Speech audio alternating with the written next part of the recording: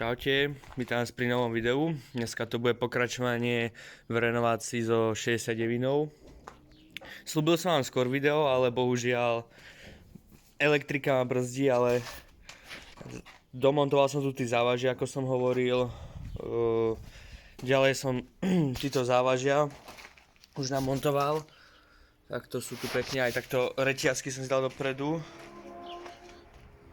Tu mám pripravenú dlhú golasadu, dá sa to tak povedať, alebo také nadstavce, aby som mohol točiť motorom, keď sa budú ventily a čerpadlo nastavovať. Čo tu ešte máme aj? Tu už sme začali s elektrikou. Už je vidieť, že všetko je vlastne ťahané takto, sem donútra. Tu už to mám vyvedené dopredu. Vyzerá to veľmi pekne. Tuto máme nádržku pripravenú s čerpadielkom na odstrekovače. Takže to vyzerá tiež dobre. Neviem, či som to natáčal. Tu mám predné zastierky nové takto. Dopredu. Takto. Aj tuto na tejto strane. Aj motor som už trocha pochystal.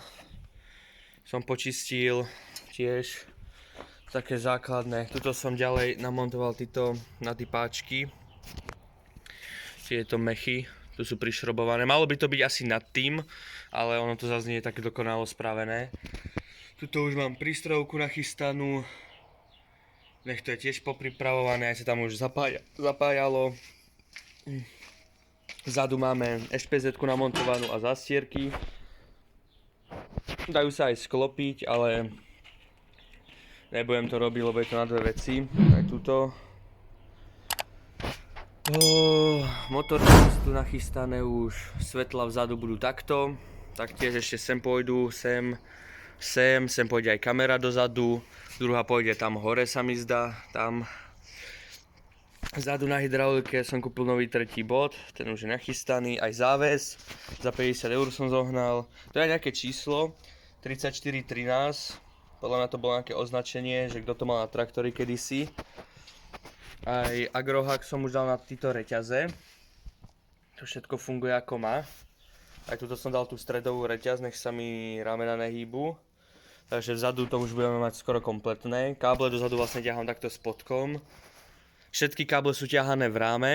To je ďalšia vec, takže aj to akože je dosť náročné ťahať. Môžem tuto natočiť z boku. Všetko je to tuto ťahané. Tam idú potom záslepky. Tuto som si aj svetlo do stredu už namontoval. Tu už sa nám poistky robia takto pekne. Aj tlačítko som si kúpil nové, takto zakryté. Nech proste náhodou nohou do toho nebuchnem a nenaštartujem. Je takto zakryté, takže do toho tiež nikto nebuchne. Tuto mám plyn už hotový. Čo ešte tu je také? Už asi ani nič takto, čo som tu porobil. Čakám na motor, aby som ho mohol začať nahadzovať. Tu už mám vlastne nachystané hlavy. Takto. Tesnenia pochystané 1,5 som dával. Tuto mám streky, no tie trubičky k tomu, šroby nové, tu mám výfukové. Tu mám ešte ďalšie dve hlavy, lebo bývalý majiteľ tam nechal vodu, takže boli prasknuté. Dve boli utopené ventily a na dvoch boli prasknuté zo spodu, takže tu mám dve hlavy. Sú červené, malo by to byť od Zetoru, ale akože za tú cenu 60 € jedna stála, takže to sa mi nezdá, že to je od Zetoru, lebo od Zetoru stoja pomaly až 120.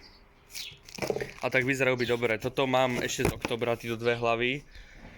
To neviem, či je za značku, ale však hlavy nie je ťažké vymeniť, kebyže sú zlé. Takže to zase nie je problém. Ale tak no, postupuje sa takto pomaličky. Tuto som dal ten tapacier takto dopredu. Tiež ako to majú 72. Tiež som tu dal akože taká inšpirácia zo 72. No a vlastne keď spravím elektriku, tak môžem pokračovať. Už aj tento plech mám vyrobený. Tento stredový. Čo pôjde. Aj to je dôležitá vec na odhlučnenie. Ešte tu mám ten plech, čo ide na prístrojovku, už nastrikaný. Nachystané všetko tiež. Čakám na elektriku. Musím ju čo najrýchlejšie dorobiť, teda elektrikár, ja sa do nej tak nevyznám. ale najskôr nás bude ešte čakať motor, ten sa môže spraviť, lebo už sa dá naštartovať. Takže motor sa spraví, to bude z toho video nejako o 2 týždne, takže to budete mať rýchlo. To je také skôr informačné video, pretože 2 mesiace som nevydal, ale niektorí sa už pýtali, že ako na tom som. Sem pôjde trojuholník, ešte výstražný. Tam idú majáky, jeden aj na druhej strane ide druhý. No, motorčeky dopredu, dozadu, to som hovoril. Sem idú títo smerovkové svetlá, hore idú tiež ledkové, to treba všetko už mať. Keď náhodou sa aj v noci robí, tak nech to poriadne svietí. Alternátor nový, štarter nový, elektrika tuto je akože fakt, že profesionálna. Tuto už mám tiež pochystané, tu je nejaká hlavná poistka, poistková skriň, aby do rádia, aj do bufíku išiel vlastne stály prúd, alebo jak je to. Tuto mám vlastne vypínač baterkový, poistky sú tuto a ešte jednu sú vo vnútri, tam sú tiež. No a tuto som vlastne dal tieto, dá sa tomu povedať, že tesnenia, lebo však tí blatníky nie sú úplne najkrajšie, ale však to stačí toľko ako na tú robotu. Ja si to robím hlavne pre seba, nerobím to akože nejakú topovku, ale akože takto to bude stačiť, že som to aj takto pekne zakryl, ešte na to musím nasadiť vzadu. Takže tak no, aj novú tuto na barometer som spravil, lebo henta bola moc dlhá, no už treba to robiť pekne, už keď sa s tým človek takto kašle, tak treba. Ale hovorím, do žatvy to stíham, keď sa spraví elektrika, tak už to pôjde, skla sa nahodia a to všetko, ale teraz pôjde ako prvý motor, to bude video nové, to o 2 týždne dám, cca, takže máte sa na čo tešiť na prvý štart. Toto je také informačné, som z toho trocha sklamaný, ale však je to elektrika, nemám vám to ani čo točiť, ten motor natočím aj na timelapse. Tam to zrýchlim to video, takže budete to vidieť, ako sa to aj skladá. No, bohužiaľ, nestihol som toho vyše. Ale tak hádam, vám to takto aj stačí. Je to elektrika, nemám vám tu čo moc potočiť, takže na budúce ideme na ten motor, za 2 týždne, to vám sľubujem, bude video cca za 2-3 týždne. Takže ďakujem, že to podporujete túto sériu. Na jeseň už mám nejaký taký projektik v hlave menší, takže uvidíme, čo z toho vznikne. Bude sa to týkať 25-ky, pretože tam motor klepe na ojnicách a na kluke, takže buď ho dám spraviť, alebo sa uvidí, čo sa vymyslí, alebo ju predám, alebo neviem. Uvidíme, ako sa vyvinie situácia, ale akože aj tí čaluny a tuto sú už pochystané, hovorím. Tento plek začneme ešte robiť, nech to je nachystané, všetko budete mať zdokumentované. Toto je skôr také informačné video, že ako som pokročil, aby ste vedeli. Aj vzduch som už dole natiahol, vlastne to som tiež asi ukázal v minulom videu.